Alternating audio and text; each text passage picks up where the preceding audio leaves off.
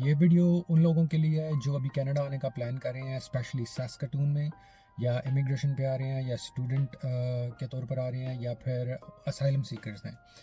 तो ये वीडियो मैं सिर्फ इस मकसद के लिए बना रहा हूँ कि उन लोगों की हेल्प हो सके जिनका यहाँ पर कोई भी दोस्त अहबाब नहीं है, कोई फैमिली यहाँ पर नहीं है, और वो बिल्कुल एक अनजान मुल्क में लैंड करने जा रहे हैं। मैं इस वीडियो में स्पेशली सैस्कटून के हवाले से वो सारी चीज़ें कवर करूँगा जो आपको जहन में रखनी चाहिए। आपको एक टेम्प्रेरी रेजिडेंट कैसे आपने रिज़र्व करनी है, या आपने हाउसिंग का कैसे करना है, अकाउंट कैसे खुलवाना है।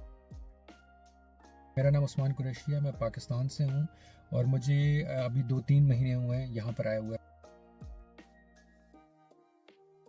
सस्केटून मूव करने से पहले ज़ाहिर है आप लोगों से बात करते हैं और उनसे ये जानने की कोशिश करते हैं कि शहर कैसा है, उसमें किस किस्म की चीज़ें अवेलेबल हैं, कौन से मसाइल का आप सामना कर सकते हैं। तो मेरी बॉर्न कैनेडियन से भी बात होती है, और जो इमिग्रेंट कैनेडियंस हैं उनसे भी बात होती रही, और उन्होंने जो तस्वीर खींची थी अपनी फीडबैक से सस्केटून के हवाले से, वो बिल्कुल डिफरेंट थी। मेरी परसेप्शन उनसे बात करने के बाद ये बनी थी कि सस्केटून एक गांव की तरह का है, और यहाँ पर इतनी डेवलप चीज़ें नहीं हैं, आपको शायद फैसिलिटीज़ भी ना मिलें कंपैरेटिवली।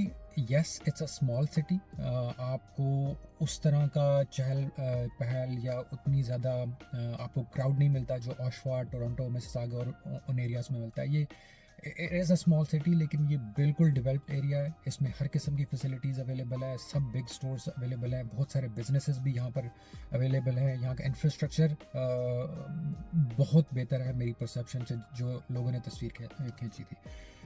एक चीज़ ज़ाहिर है वो कनाडा के हवाले से जहन में फ़ौरन आती है कि ठंड, सस्केटून की ठंड के हवाले से भी मुझे बहुत सारे लोगों ने पहले से वार्न कर दिया था। लकीली मैं समर में आया हूँ, तो मुझे यहाँ पर समर इंजॉय करने का फुल मौका मिला है। मैंने यहाँ स्प्रिंग भी देखी, यहाँ पर ऑटम भी देखी। मैं कहूँगा कि ब्रेथ टेकिंग, बहुत ज़बरदस्त किस्म का यहाँ का समर है, बहुत प्लेजेंट होता है। और फिर जब स्प्रिंग आती है तो इट्स वेरी कलरफुल। आप बाहर जाना, वॉक करना एंजॉय करते हैं। और फिर जब ऑटम भी आते हैं तो हर किस्म का रंगीनी आपको नज़र आती है, और हर किस्म का कलर्स आपको नज़र आते हैं। तो अगर आप समर में आ रहे हैं तो आप बहुत अच्छा टाइम एंजॉय करेंगे। नॉर्मली अप्रैल मई से आई वुड से कि स्टार्ट हो जाता है समर, और अभी अक्टूबर चल रहा है। अक्टूबर का 13-14 तारीख है, और मैंने हुडी ज़रूर पहनी हुई है।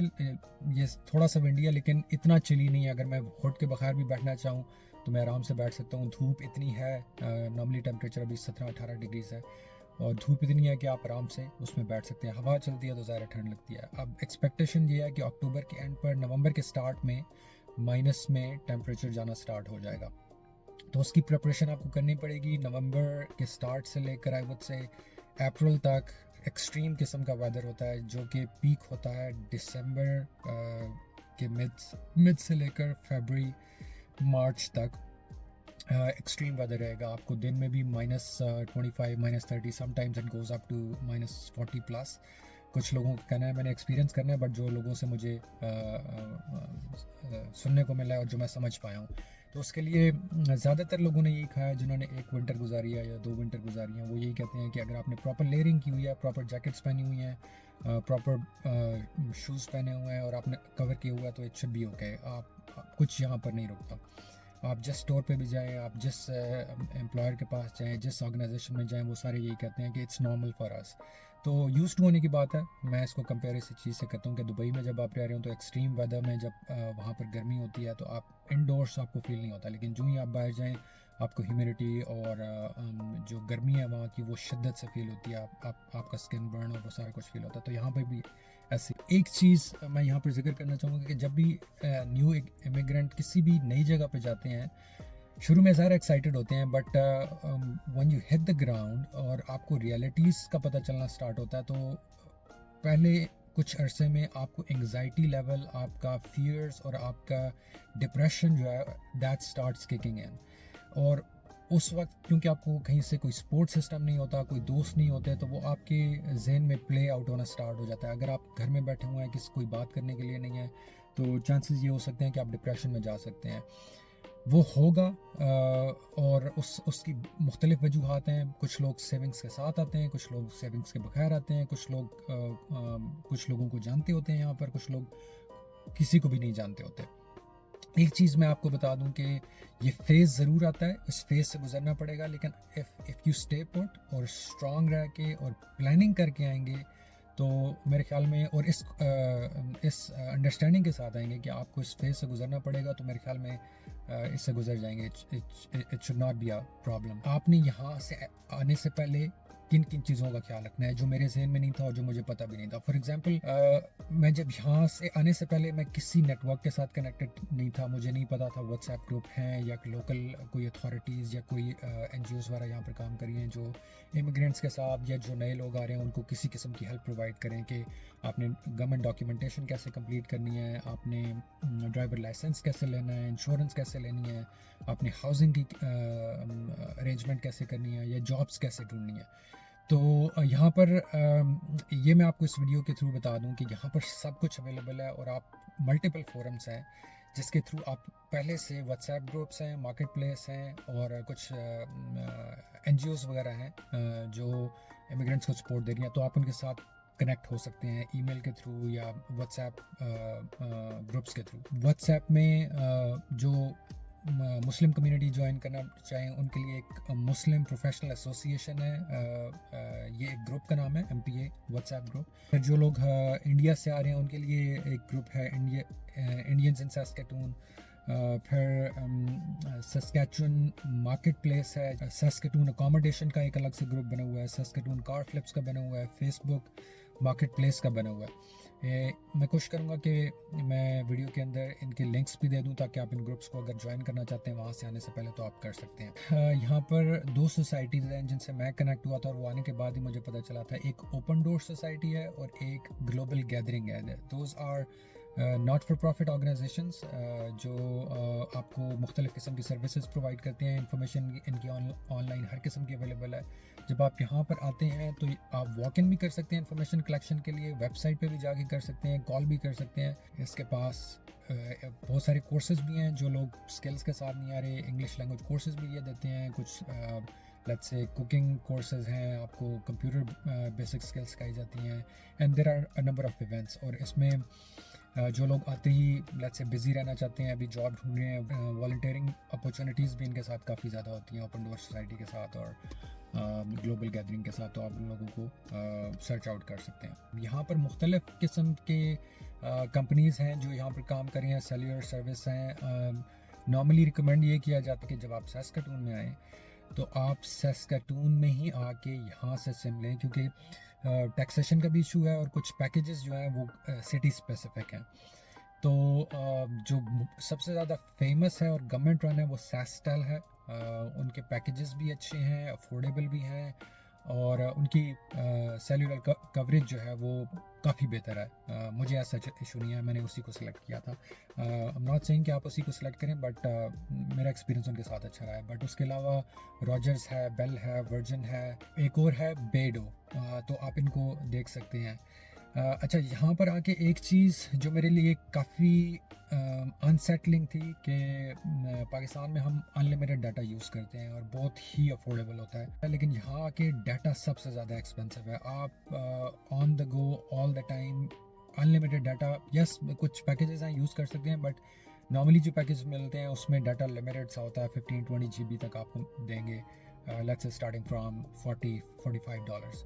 और अगर आप ऑन द गो वीडियोस देख रहे हैं, नेविगेशन के अलावा यूज़ कर रहे हैं, तो वो आपका बहुत जल्दी यूज़ हो सकता है। न्यू कमर्स के लिए एक और बात कि जब न्यू कमर्स आते हैं तो उनके लिए मुख्तलिफ सेलुलर कंपनीज पैकेजेस ऑफ़र करती हैं जो कि फ्री ऑफ कॉस्ट होते हैं। फॉर एग्जांपल सैस्टेल ने शुरू में आते ही मुझे 2 मंथ्स का एक पैकेज ऑफ़र किया था जिसमें 15 GB अनलिमिटेड यूज़ था, यानी कि 15 GB कंज्यूम होने के बाद भी आपका डाटा चलता रहता है, but the speed slows down.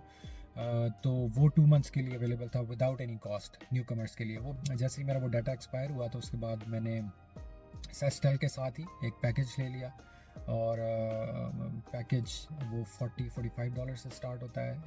इसमें बहुत सारी सेलर सर्विस हैं। अगर आपको डिवाइस नहीं चाहिए, जो कि मैं रिकमेंड करूँगा कि आते ही आप डिवाइस ना लें, अगर आपके पास डिवाइस है तो कंटिन्यू यूजिंग दैट बनेंगे। बट ये चीज़ भी ज़हन में रखिएगा कि यहाँ पर टैक्स 11% है, 5% GST है if I remember it correctly, और 6% PST है। या शायद रिवर्स है, बट टोटल 11% है। जो भी आप चीज़ बाय करेंगे उस पर 11% आपको टैक्स पड़ेगा। डिवाइस लेंगे तो कॉन्ट्रैक्ट होगा।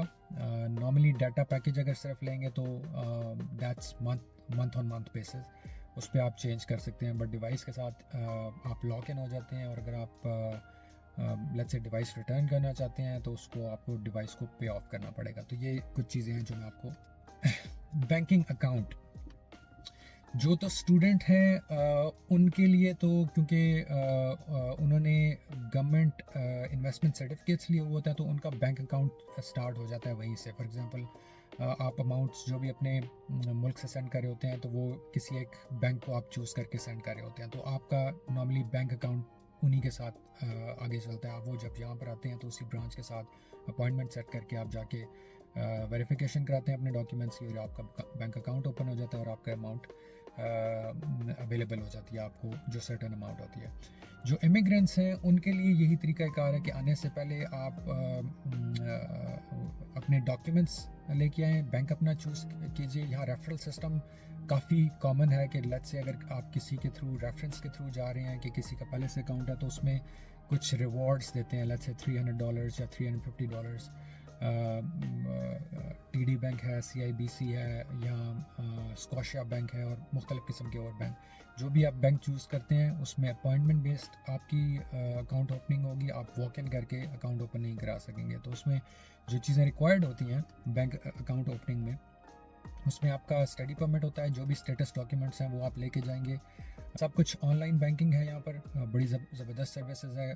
कोशिश बैंक्स यहाँ पर यही करते हैं कि कॉन्टैक्टलेस आपकी सर्विसेज प्रोवाइड करें। जो उनका बैंक एप्लीकेशन है उसमें सब कुछ अवेलेबल होता है, और आप इजी तरीके से कोई अगर इश्यूज़ आ रहे हैं आपको बैंक में कंप्लेन करनी है या किसी से रिप्रेजेंटेटिव से बात करनी है तो उसी एप्लीकेशन के थ्रू। अच्छा, सबसे इम्पॉर्टेंट टॉपिक जो जिसमें मुझे आके यहाँ पर थोड़े चैलेंजेस का सामना करना पड़ा। आप सब लोगों को पता है कि कनाडा में इस वक्त हाउसिंग क्राइसिस चल रहा है।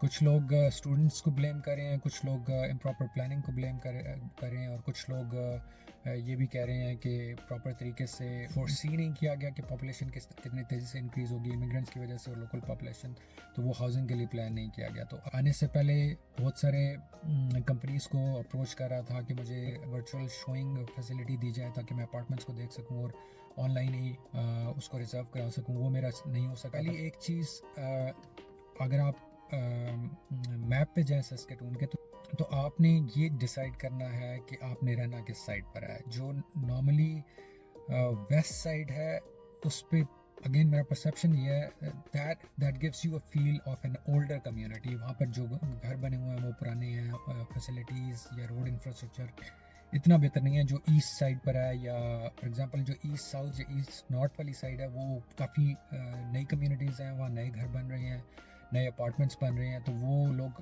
वहाँ पर इंफ्रास्ट्रक्चर भी बहुत बेहतर है, तो लोग ज़्यादातर जो प्रेफरेंस यहाँ पर आके देते हैं उन एरियाज़ को देते हैं। यहाँ पर मुख्तलिफ़ किस्म की हाउसिंग ऑप्शंस अवेलेबल हैं।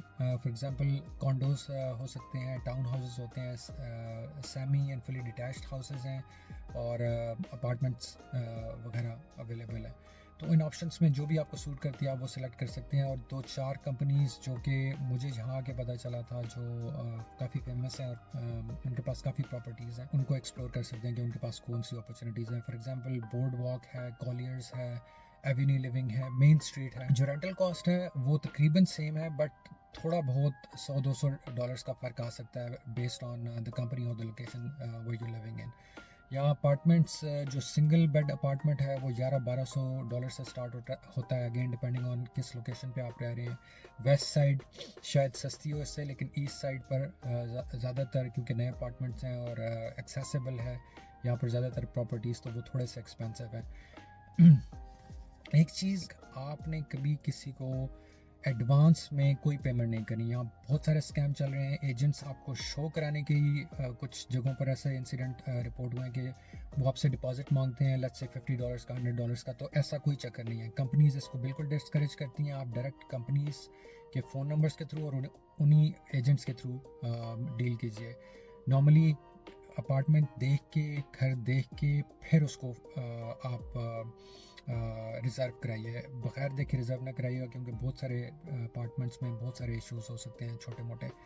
तो देखे बगैर आप उसको ना तो पेमेंट कीजिए और ना उसको रिज़र्व कीजिए। पहले विज़िट कीजिए और फिर उसके बाद आप अपना डिसीजन कीजिए। यहाँ पर जो रेंटल पेमेंट्स होती हैं उसमें नॉर्मली ज़्यादातर लोग दो चीज़ें कवर करते हैं, आपकी हीटिंग एंड वाटर। जनरली ये कवर्ड होता है। कुछ ऐसे भी होम ओनर्स होते हैं या कंपनीज होती हैं जो कि सब कुछ कवर करती हैं, बट उसकी वजह से कॉस्ट एडिशनल हो जाती है। जो भी रेंटल पेमेंट है, ऑन टॉप ऑफ दैट अगर आप सारी यूटिलिटीज़ इंक्लूडेड हैं तो वो $100-150 एक्स्ट्रा चार्ज करेंगे। But normally water and heat included होता है आपके रेंटल पेमेंट में, और आपका जो एडिशनल कॉस्ट होती है जो आपको ज़हन में रखनी है on top of your rental payment, that is wifi की कॉस्ट। वो पैकेजेस आपका $70-100 डिपेंडिंग ऑन कि आप किस किस्म की बैंडविड्थ ले रहे हैं, किस कंपनी से ले रहे हैं। और दूसरा इलेक्ट्रिसिटी आई वुड से कि बहुत ज़्यादा कॉस्टली है, but that is an additional cost. Normally यहाँ पर पार्किंग अगर तो आप घर ले रहे हैं तो उसके साथ पार्किंग आपको शायद अलाउ हो। Most of the town houses में या आपकी जो सेमी और फुली डिटैच्ड हाउसेस हैं उसके सामने पार्किंग अलाउड होती है या स्ट्रीट पार्किंग अलाउड होती है। लेकिन अगर अपार्टमेंट्स हैं तो उसमें पार्किंग पेड होती है। उसकी एक extra cost, some people charge like $15-20, some people charge $50 depending on कि आप कहाँ पर रह रहे हैं। अगर आपके पास पार्किंग नहीं है तो नॉर्मली स्ट्रीट पार्किंग भी अलाउड होती है, लेकिन स्ट्रीट पार्किंग किसी भी जगह पर 2 से 3 घंटे होती है। वो पार्किंग बोर्ड्स लगे होते हैं, अगर आप उससे ज़्यादा पार्किंग करेंगे तो वो आपको टिकट मिल सकता है, फिर आपको कॉन्टीन्यूसली दिन में गाड़ी मूव करनी पड़ सकती है अगर आप स्ट्रीट पार्किंग कर रहे हैं। तो ये कॉस्ट भी आप एडिशनल ज़हन में रखिएगा कि आपको आ सकती है।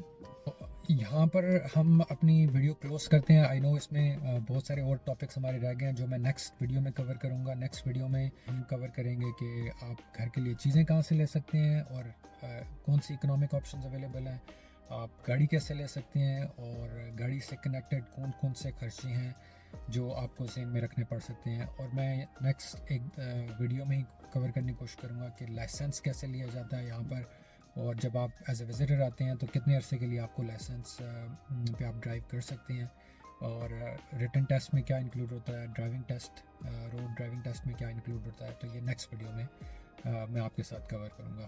सो इंशाल्लाह आपसे नेक्स्ट वीडियो में मुलाकात करते हैं। होपफुली ये वीडियो आपको पसंद आई होगी।